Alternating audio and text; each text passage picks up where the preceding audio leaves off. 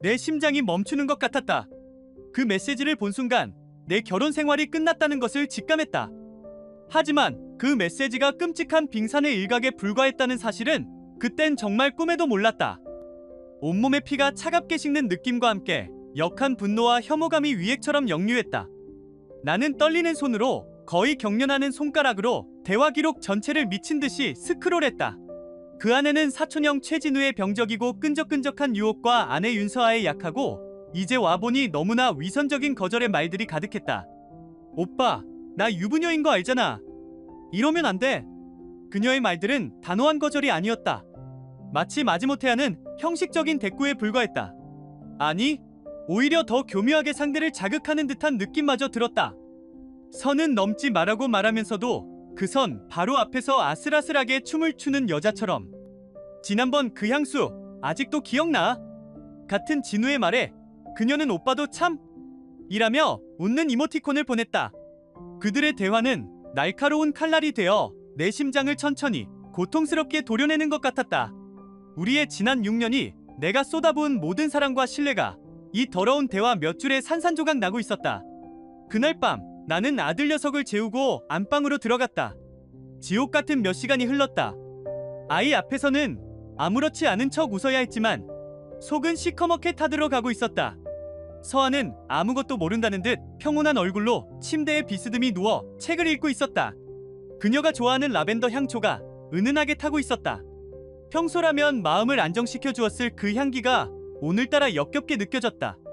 나는 아무 말 없이 그녀가 보란듯이 휴대폰을 침대 위로 던졌다.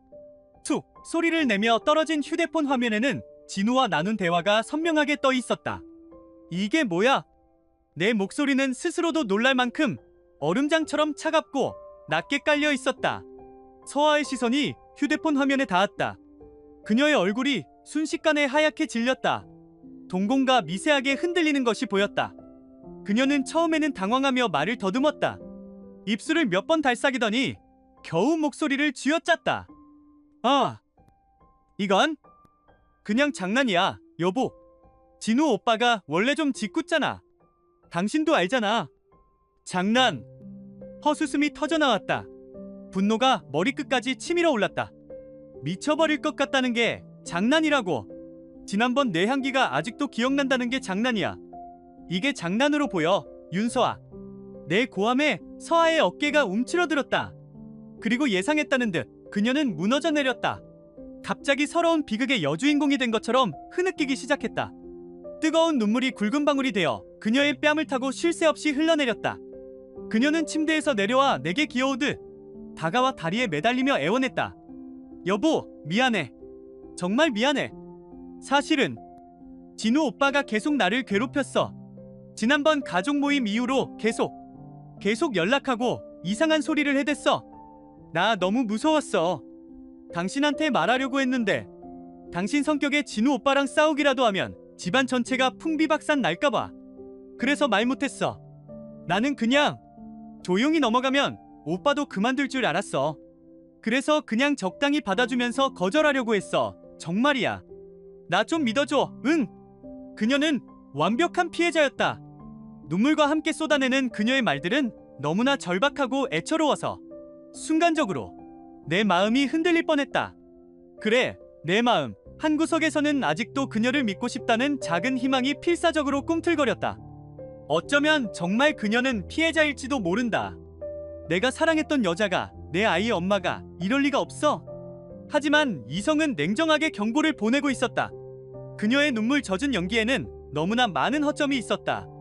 왜 숨겼을까? 정말 무서웠다면 왜 나에게 가장 먼저 알리지 않았을까? 왜 그렇게 애매하게 여지를 주는 것처럼 답장을 했을까? 정말 거절하고 싶었다면 왜 그 자식의 번호를 차단하지 않았을까? 수많은 질문들이 독화살처럼 내 머릿속을 헤집어 놓았다. 그녀의 눈물은 더 이상 내게 어떤 감흥도 주지 못했다. 그것은 진실의 눈물이 아니라 상황을 모면하기 위한 악어의 눈물처럼 느껴졌다. 그녀는 한참을 울다가 지쳐 잠이 들었다. 아니, 잠든 척했다. 나는 어둠 속에서 눈을 뜬 채 미동도 없이 천장을 바라보았다. 옆에서 들려오는 아내의 규칙적인 숨소리는 이제 평화가 아닌 기만으로 위선으로 느껴졌다. 그녀의 눈물은 더 이상 아무런 의미가 없었다. 그날 밤 나는 내 아내를 완전히 잃었다는 것을 깨달았다. 하지만 나는 그녀를 단순한 괴롭힘의 피해자로 잃은 것인지 아니면 상상조차 할 수 없는 훨씬 더 잔인하고 거대한 음모 속에서 잃은 것인지 알아야만 했다. 그녀의 눈물이 아닌 그 누구도 부정할 수 없는 명백한 증거가 필요했다. 날이 밝으면 나는 내 손으로 직접 그 지옥의 문을 열어젖힐 것이다. 아내의 눈물은 더 이상 아무런 의미가 없었다. 그날 밤 나는 아내를 잃었다는 것을 알았다.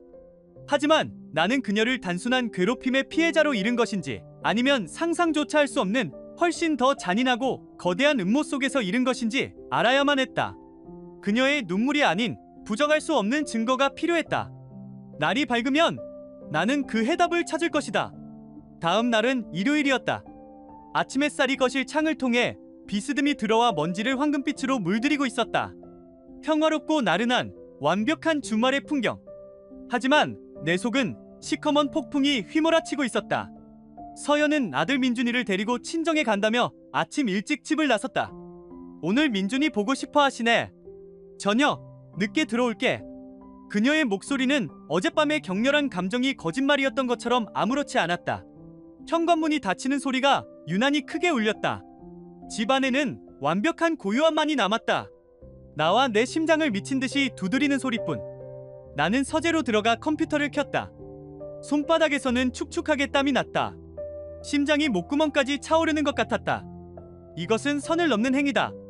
돌이킬 수 없는 강을 건너는 것이다. 부부 사이의 마지막 신뢰를 내 손으로 깨부수는 짓이다. 하지만 이미 어젯밤 신뢰라는 것은 유리잔처럼 산산조각 나지 않았던가. 나는 이제 진실이 필요했다. 그 진실이 내 삶을 파괴하더라도 어떤 대가를 치르더라도 알아야만 했다. 아들의 학교 알림장이나 가족 앨범을 정리하기 위해 만들어둔 공유 이메일 계정에 접속했다. 그녀는 단 한 번도 이 계정을 의심한 적이 없을 것이다. 우리의 행복한 추억이 담긴 공간이 이제는 배신의 증거를 찾는 전쟁터가 되었다. 나는 떨리는 손으로 검색창에 그의 이름 박태준을 입력했다. 엔터키를 누르자 수십 개의 이메일이 화면을 채웠다. 대부분은 추석 잘 보내라. 민준이 사진 좀 보내줘. 같은 가족 간의 평범한 내용이었다. 실망감이 밀려오려는 순간 내 눈에 한 폴더가 들어왔다. 어쩌면 내가 너무 예민한 것일지도 모른다는 헛된 희망이 고개를 들 즈음이었다. 폴더 이름은 특별 요리였다. 순간 숨이 멎었다. 온몸에 피가 차갑게 식었다. 마우스 커서를 폴더 위로 가져가는 그 짧은 순간이 영원처럼 느껴졌다. 어쩌면 그냥 요리법을 모아둔 것일지도 몰라. 내가 너무 과민 반응하는 거야. 내 안의 이성이 필사적으로 소리쳤다. 닫아. 그냥 덮어버려. 모르는 편이 나을 수도 있어. 하지만 이미 늦었다. 판도라의 상자는 열려야만 했다. 나는 클릭했다. 그 안에는 지옥이 상상할 수 있는 가장 추악한 형태의 지옥이 펼쳐져 있었다. 수백 개의 이메일이 몇 년에 걸쳐 시간 순서대로 쌓여 있었다. 그것들은 단순한 연애 편지가 아니었다. 역겹고 뒤틀린 욕망의 적나라한 기록이었다. 그들의 은밀한 만남을 암시하는 호텔, 예약 확인증, 서로에게 보낸 노골적인 나체 사진들, 그리고 차마 입에 담을 수 없는 대화들. 나는 스크롤을 내리다 숨을 멈췄다. 첨부된 짧은 비디오 클립. 클릭하자 흔들리는 화면 속에서 익숙한 호텔방의 천장이 보였다. 그리고 서연의 교태 섞인 웃음소리가 스피커를 통해 흘러나왔다. 그리고 그녀가 태준에게 명령하는 목소리. 더 해봐. 그것밖에 못해? 정말 실망스럽네. 내 강아지. 그 목소리는 내가 알던 상냥하고 다정한 아내의 목소리가 아니었다. 그녀는 결코 피해자가 아니었다. 이 더러운 게임의 지배자이자 가해자였다. 태준의 남성성을 조롱하고 그를 인격적으로 비하하며 쾌감을 느끼는 변태적인 권력 노름. 그리고 태준은 그 모욕을 즐기는 것처럼 죄송합니다, 주인님. 더 노력하겠습니다. 따위의 말들을 짓거리고 있었다. 나는 구역질을 참으며 가장 오래된 이메일을 찾아 미친 듯이 스크롤을 내렸다. 그리고 그 끝에서 날짜를 확인하는 순간 내 세상은 소리 없이 완전히 무너져 내렸다. 10년 전, 우리가 아직 풋풋한 연인이었던 시절, 내가 그녀의 모든 것을 믿고 사랑했던 바로 그 순수했던 시절부터 이 지옥은 시작되고 있었다. 그녀가 언젠가 내 무릎을 베고 누워 웃으며 말했던 어릴 적 태준 오빠가 짓궂게 키스를 하려 했다는 그 이야기가 섬광처럼 머리를 스쳤다. 그건 순수한 소녀의 추억이 아니었다. 나를 완벽하게 속여 넘기며 둘만이 공유하는 역겨운 농담이었던 것이다. 그들은 내 면전에서 그들의 비밀을 추억처럼 포장하며 나를 비웃고 있었다. 나의 6년, 나의 청춘, 나의 사랑, 나의 헌신. 내가 민준이를 내 아들로 받아들이고 밤새워 간호했던 그 모든 밤들. 그 모든 것이 이 두 사람의 추악한 관계를 가리기 위한 완벽한 위장이자 방패막이었다. 나는 바보였다. 철저하게 이용당한 한심하고 불쌍한 대체품이었다. 그 순간 내 안의 모든 감정이 죽었다. 뜨거운 분노도 애끓는 슬픔도 모두 제가 되어 사라졌다. 대신 그 자리에는 강철처럼 차갑고 얼음처럼 날카로운 증오심만이 돋아났다. 나는 더 이상 울지 않았다. 눈물조차 아까웠다. 놀라울 정도로 머리가 맑아지고 침착해졌다. 나는 자리에서 일어나 프린터에 전원을 켰다. 그리고 그 모든 이메일을 단어 하나, 사진 하나 빠짐없이 인쇄하기 시작했다. 위잉, 텅 빈 집안의 프린터 소리만이 규칙적으로, 기계적으로 울려 퍼졌다. 한 장, 한 장 인쇄되어 나오는 종이들은 우리 결혼 생활의 사망 진단서와도 같았다. 나는 인쇄된 종이 뭉치를 집어들었다. A4용지 수십 장의 무게. 아직 온기가 남아있는 그 종이들은 네 사람의 뒤엉킨 운명만큼이나 무겁게 느껴졌다.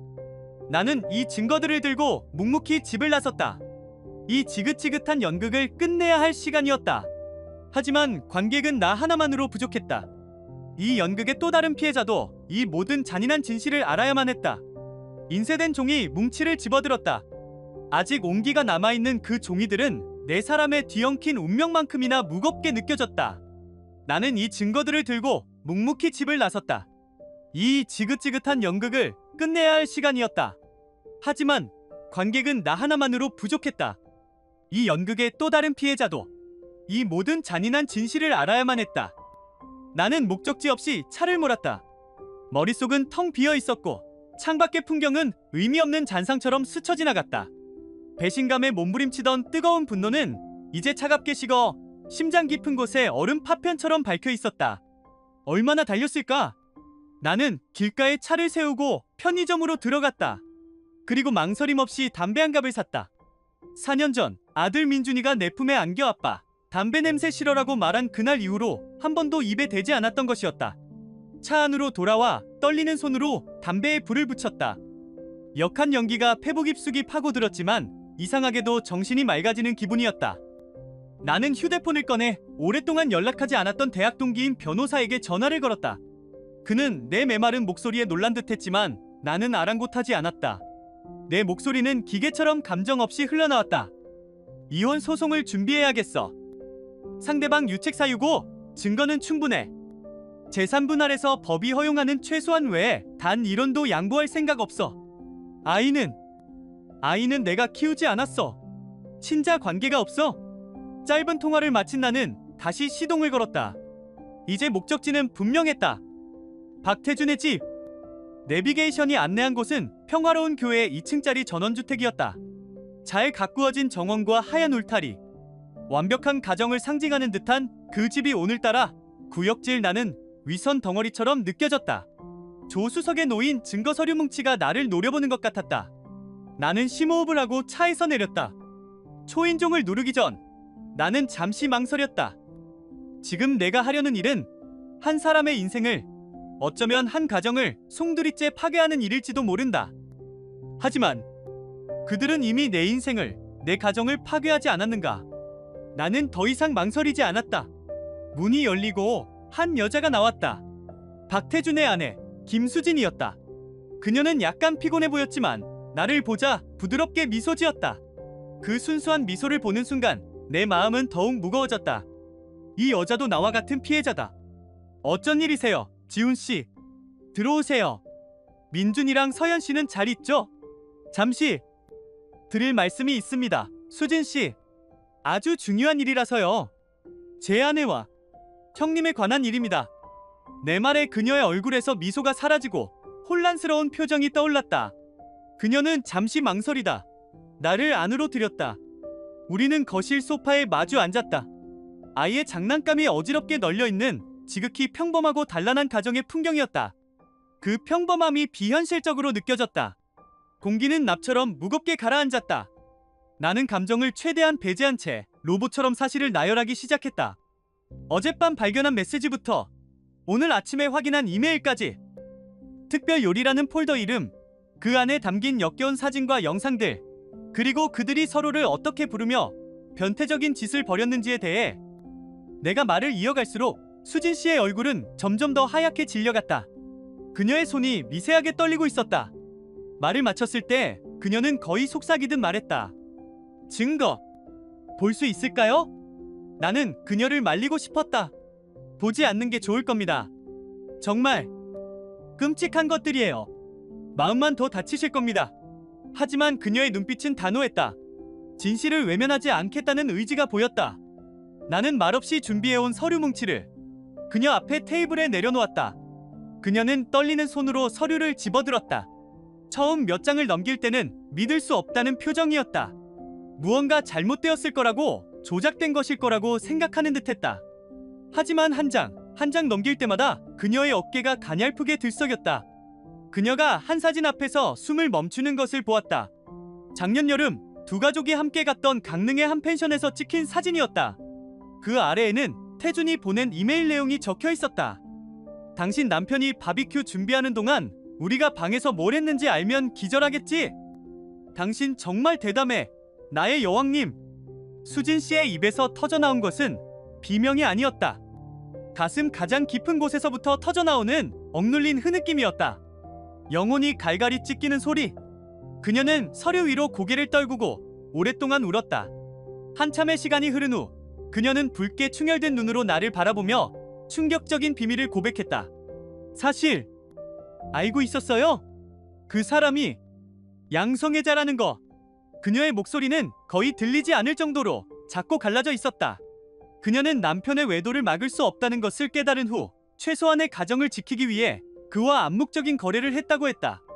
밖에서 남자를 만나는 것은 눈 감아 주겠지만 여자와 특히 가정에 위협이 될 만한 관계는 절대 용납할 수 없다는 것이었다. 그녀는 그 추악한 비밀을 감추는 대가로 완벽한 남편과 아빠의 역할을 요구했다. 그리고 그녀는 지난 1년 넘게 남편이 그 약속을 지키고 있다고 순진하게 믿어왔다고 했다. 그저 하룻밤 상대를 만나는 거라고 그렇게 생각했어요. 제발 그렇게 믿고 싶었어요. 하지만 그 상대가 서연 씨였다니. 그것도 10년 동안이나. 그녀는 말을 잇지 못하고 다시 고개를 떨구었다. 그녀에게 배신은 2중, 3중이었다.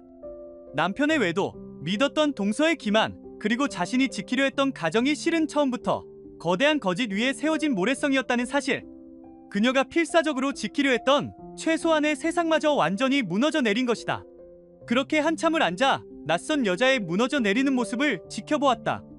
그런데 이상하게도 그 순간 나는 어떤 통쾌함도 느끼지 못했다. 대신 기이한 슬픔과 연대감이 나를 감쌌다. 우리는 더 이상 낯선 사람이 아니었다. 같은 배신자들에 의해 난파된 배 위에서 똑같이 허우적거리는 두 명의 피해자일 뿐이었다. 그녀의 집을 나설 때 나는 완전히 기진맥진한 상태였다. 더 이상 아내가 있는 그 집으로 돌아갈 수는 없었다.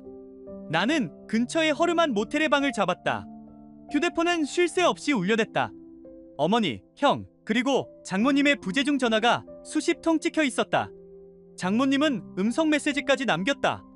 지훈아, 무슨 오해가 있었던 게야. 서연이가 울고불고 난리 났네. 어서 집으로 들어오게. 나는 모든 전화를 무시했다. 그 어떤 것도 지금의 나에게는 의미가 없었다. 텅 빈 방에 혼자 누워있자 휴대폰이 짧게 울렸다. 문자 메시지였다. 김수진, 그녀였다. 오늘 와주셔서 감사해요. 그리고 미안해요. 그 짧은 문장에서 그녀의 고통이 고스란히 느껴졌다. 나는 답장을 보냈다. 미안해할 필요 없습니다. 우리 둘 다 피해자니까요. 그날 밤 낯선 모텔방에서 우리는 원수 같은 사람의 아내와 남편이 아니라 같은 참호 속에서 총알이 빗발치는 전쟁터를 견뎌내는 두 명의 전우처럼 문자를 주고받았다. 그날 밤 낯선 모텔방에서 우리는 원수 같은 사람의 아내와 남편이 아니라 같은 참호 속에서 총알이 빗발치는 전쟁터를 견뎌내는 두 명의 전우처럼 문자를 주고받았다. 우리의 대화는 밤새도록 이어졌다. 서로의 상처를 확인하고 분노를 공유하고 막막한 미래에 대한 두려움을 나누었다. 변호사는 뭐라고 해요? 장모님한테 또 전화 왔어요. 우리 딸아이는 아직 아무것도 몰라요. 우리는 시시콜콜한 현실적인 문제부터 마음속 깊은 곳의 응어리까지 모든 것을 공유했다. 이상한 일이었다. 세상에서 가장 끔찍한 고통을 겪고 있는 이 순간, 나는 단 한 번도 느껴보지 못했던 깊은 유대감과 위로를 느끼고 있었다. 우리는 서로에게 유일한 구원이었다. 며칠 후 나와 수진 씨는 약속이라도 한 듯 같은 생각을 떠올렸다. 그것은 배신의 상처 위에 더해진 또 다른 지독히 현실적이고 끔찍한 공포였다.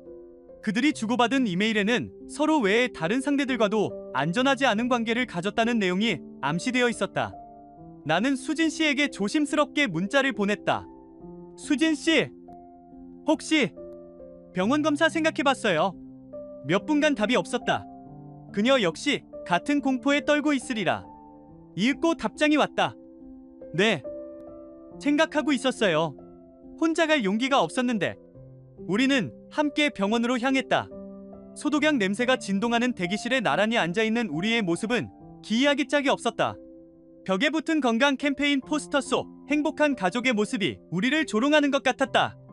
우리는 서로 아무 말도 하지 않았지만 침묵 속에서 서로의 불안과 공포, 그리고 수치심을 고스란히 느낄 수 있었다.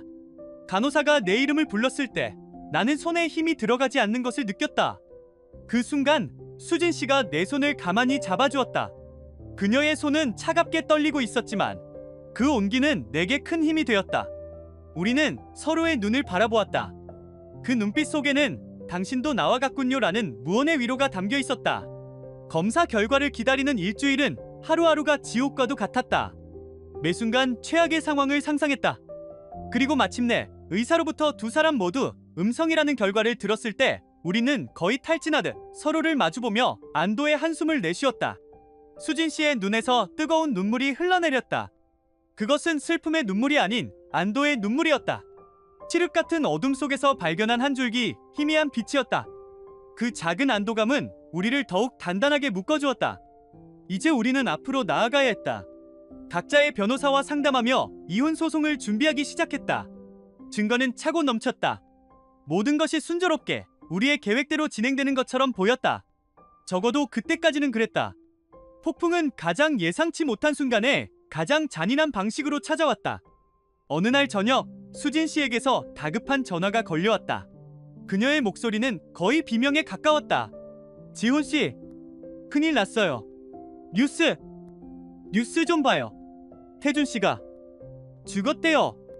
박태준이 시내의 한 허름한 모텔에서 시신으로 발견되었다는 것이다. 사인은 약물 과다 복용. 경찰은 타살의 흔적이 없어 사고사로 잠정 결론 내렸지만 그 말을 믿는 사람은 아무도 없었다. 그것은 명백한 자살이었다. 나는 그 소식을 듣고 아무런 감정도 느끼지 못했다. 동정심도 슬픔도 없었다. 그는 내 인생을 망쳤고 스스로의 인생도 그렇게 끝내버린 것이다.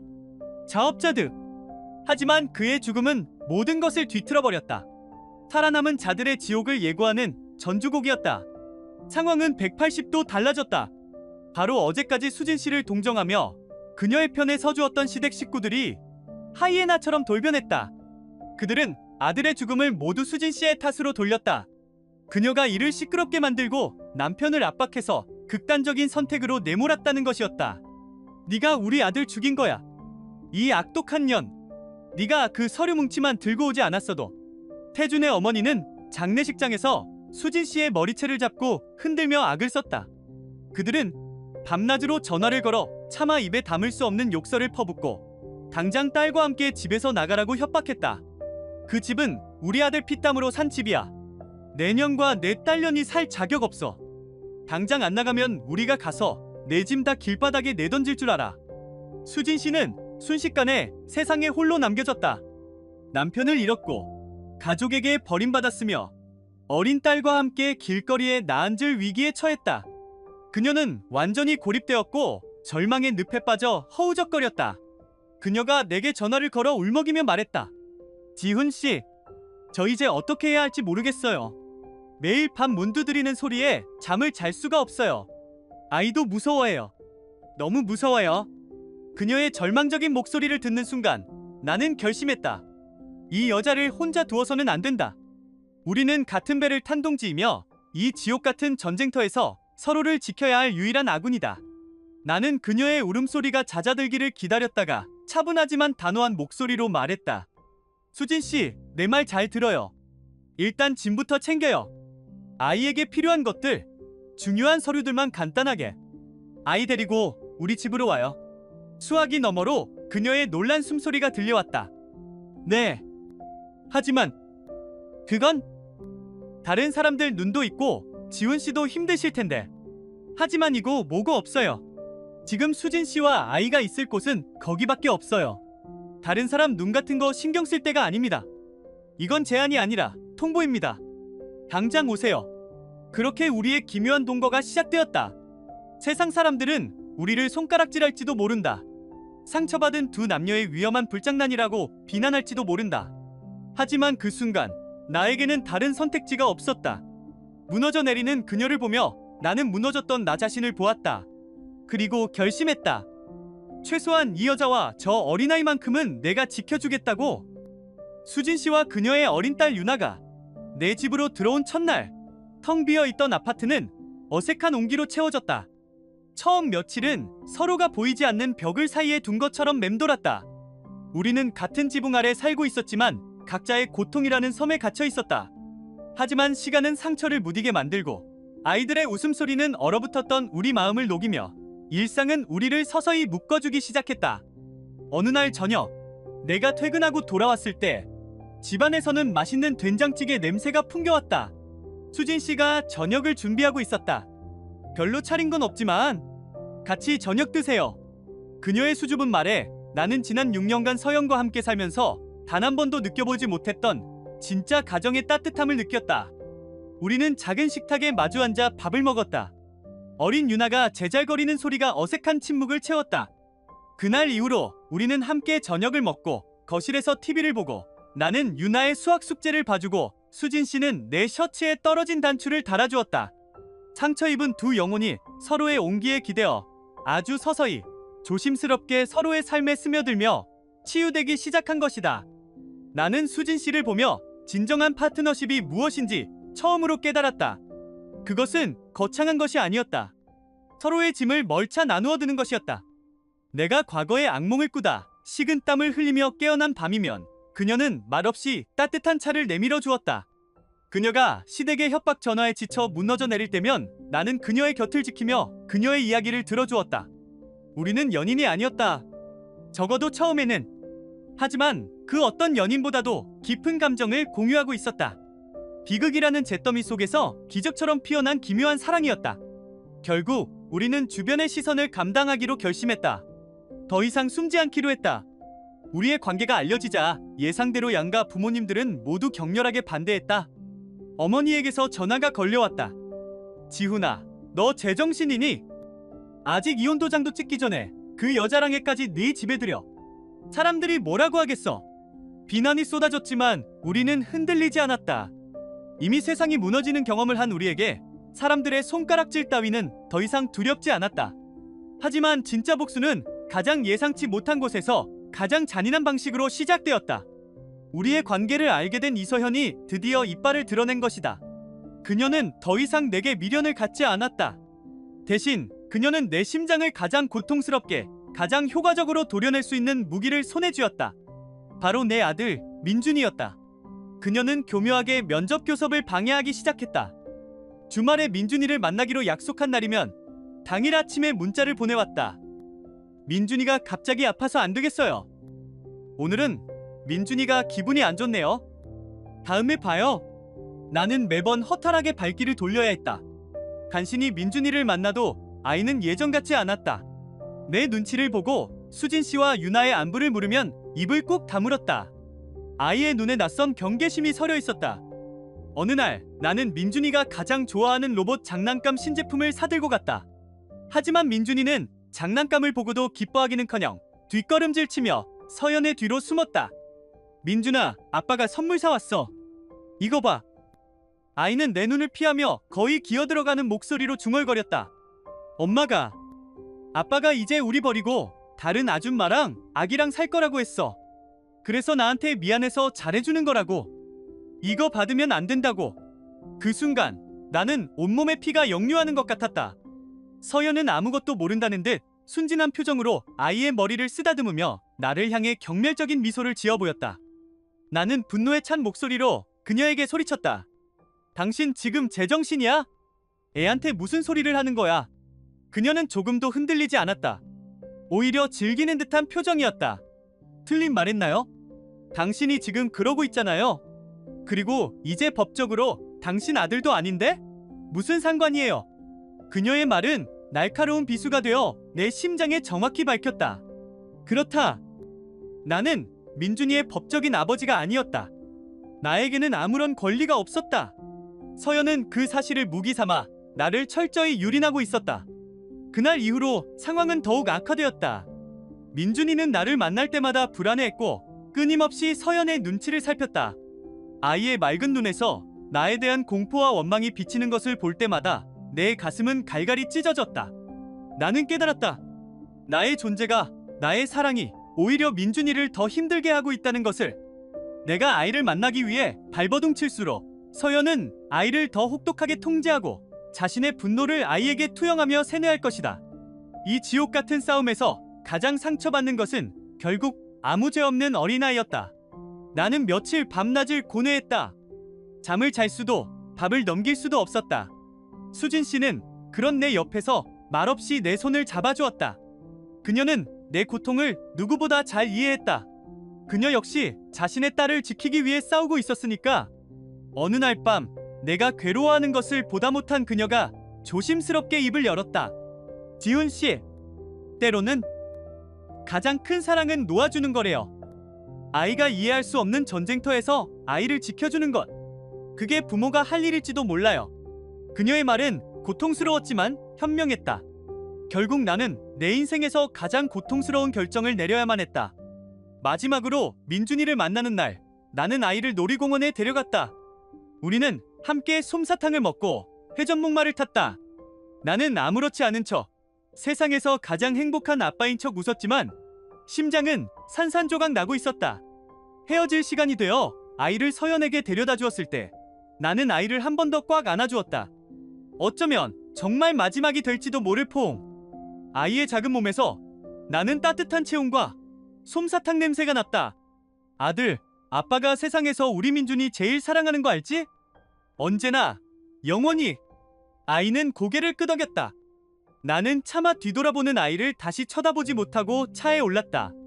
차를 몰아 떠나면서 나는 백미러로 점점 작아지는 아이의 모습을 보며 소리 없이 울었다. 내 심장의 일부가 영원히 뜯겨져 나간 것 같았다. 그날 나는 아들을 위해 아빠의 길을 포기했다. 나는 내 인생에서 행복을 누릴 자격이 모두 사라졌다고 생각했다. 하지만 운명은 이 모든 잔인한 장난을 끝내고 내게 상상조차 못했던 마지막 선물을 준비하고 있었다. 내 심장의 일부가 영원히 뜯겨져 나간 것 같았다. 그날 나는 아들을 위해 아빠의 길을 포기했다. 나는 내 인생에서 행복을 누릴 자격이 모두 사라졌다고 생각했다. 하지만 운명은 이 모든 잔인한 장난을 끝내고 내게 상상조차 못했던 마지막 선물을 준비하고 있었다. 시간은 흘러 1년이라는 계절이 지났다. 나와 수진 씨, 그리고 유나는 아픈 기억으로 가득한 그 도시를 떠나 바닷가의 작은 마을에 새로운 보금자리를 꾸렸다. 우리는 낡았지만 작은 정원이 딸린 집을 빌려 함께 채소를 가꾸고 주말이면 새 식구처럼 손을 잡고 해변을 거닐었다. 폭풍우가 핥히고 간 폐허 위에 우리는 아주 작고 소박한 행복의 씨앗을 심고 있었다. 우리는 함께 심리 상담을 받았다. 각자의 상처를 들여다보고 서로의 아픔을 보듬는 법을 배웠다. 나는 상담을 통해 나의 과거 결혼 생활이 평화로운 것이 아니라 단지 고요했을 뿐이라는 것을 깨달았다. 침묵은 평화가 아니었다. 그것은 연결의 부재였다. 하지만 수진 씨와는 달랐다. 우리는 때로 다투기도 했지만 그 다툼조차 서로에 대한 깊은 관심에서 비롯된 살아있는 소음이었다. 수진 씨 역시 오랫동안 자신을 억압해왔던 굴레에서 벗어나 진정한 자신을 찾아가고 있었다. 우리의 관계는 비극 위에서 시작되었지만 그래서 더욱 서로를 필사적으로 이해하고 지지했다. 그러던 어느 날 아침, 수진 씨가 창백한 얼굴로 내게 다가왔다. 그녀의 손에는 두 줄이 선명한 임신 테스트기가 들려 있었다. 그 순간 심장이 쿵 내려앉았다. 기쁨과 함께 잊고 있던 공포가 내 심장을 올감했다. 나의 유전병, 내 대에서 끊어내고 싶었던 그 저주가 다시 고개를 쳐드는 것 같았다. 내 핏줄을 가진 아이를 갖는다는 것은 내게 허락되지 않은 사치라고 생각하며 살아왔다. 내 표정을 읽었는지 수진 씨는 내 손을 꼭 잡으며 말했다. 괜찮아요. 어떤 결과가 나와도 우리가 함께 있잖아요. 이 아이는 우리가 겪은 모든 고통 끝에 찾아온 선물이 될 거예요. 그녀의 굳건한 눈빛에 나의 흔들리던 마음도 조금씩 단단해졌다. 검사 결과를 기다리는 몇 주는 피를 말리는 시간이었다. 매일 밤 잠을 설쳤고 최악의 시나리오를 수백 번도 더 상상했다. 하지만 마침내 의사로부터 아이가 완전히 건강하다는 소식을 들었을 때 나는 그 자리에 주저앉아 어린아이처럼 펑펑 울고 말았다. 그리고 몇 달 후 우리 아들 하준이가 태어났다. 내 품에 안긴 작고 따뜻한 생명체, 조심스럽게 내 손가락을 꽉 쥐는 작은 손, 나의 피와 살을 나눈 나의 아들. 나는 하준이를 안고 또다시 울었다. 그것은 슬픔의 눈물이 아니었다. 감사와 구원, 그리고 완전한 해방의 눈물이었다. 나의 지독했던 과거를 깨끗이 씻어내는 새로운 시작을 알리는 축복의 눈물이었다. 그 무렵 전처 이서연의 소식이 들려왔다. 형에게서 걸려온 전화였다. 그녀의 인생은 완전히 나락으로 떨어져 있었다. 가족에게 버림받은 후 술과 약에 의지해 살다가 결국 길거리에서 시비가 붙어 사람을 폭행하고 불법 약물 소지 혐의로 체포되었다고 했다. 친정 부모님이 민준이에 대한 완전한 양육권을 가져오기 위해 소송을 진행 중이라고 했다. 그 소식을 듣는 내 마음은 이상할 정도로 평온했다. 통쾌함도 미움도 없었다.